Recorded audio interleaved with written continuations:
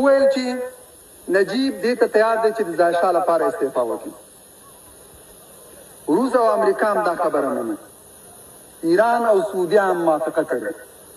په پاکستان کې هم ځینې حلقې هم دا غواړي او له مجاهدینو نه هم ځینې ډلې هم دا خبره کوي. یوازې تاسو پاتې اوسئ.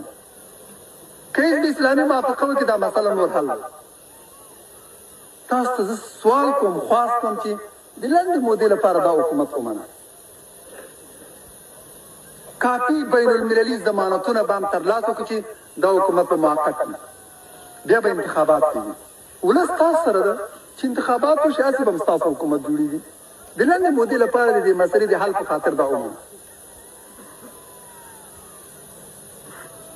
ما ورته وویل چې زه د ظاهرشاه منلو ته د یو شېبې لپاره هم تیار نه یم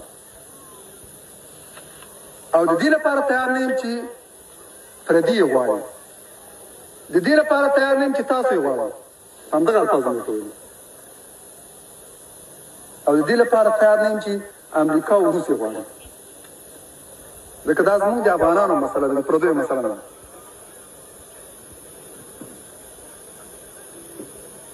مالې ولې د ظاهرشاه خبره کېږي؟ ما ته هدف ووایه چې مقصد څه دی؟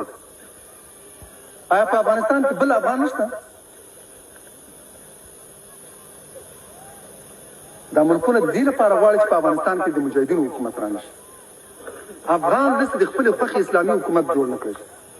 له بهر نه دې په هغوی باندې د موقت حکومت تر نامه لاندې یو دایمي حکومت تعمیل شي.